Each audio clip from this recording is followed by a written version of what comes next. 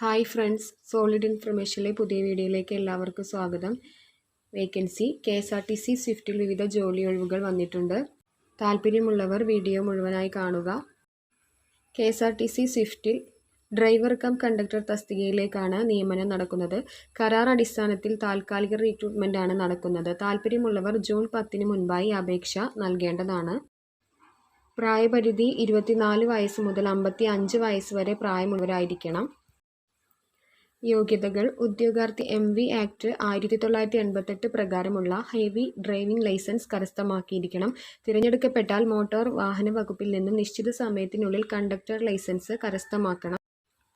അംഗീകൃത സ്ഥാപനത്തിൽ നിന്ന് 10ാം ക്ലാസ് വിജയിച്ചിരിക്കേണ്ടതാണ്. 30-ലധികം സീറ്റുകളുള്ള ഹെവി പാസഞ്ചർ വാഹനങ്ങളിൽ 5 വർഷത്തിൽ കുറയാതെ ഡ്രൈവിംഗിലുള്ള പ്രവൃത്തി പരിചയം ഉണ്ടായിരിക്കേണ്ടതാണ്.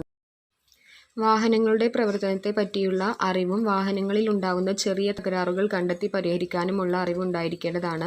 സ്വന്തം താമസ സ്ഥലത്തുള്ള പോലീസ് ക്ലിയറൻസ് സർട്ടിഫിക്കറ്റ് ഹാജരാക്കേണ്ടതാണ്. സർക്കാർ അംഗീകൃത ഉത്തരവ് പ്രകാരം 8 മണിക്കൂർ ഡ്യൂട്ടിക്ക് 715 രൂപയാണ് വേതനം. അധിക മണിക്കൂറിന് 130 രൂപ അധിക അലവൻസ് ലഭിക്കുന്നതായിരിക്കും.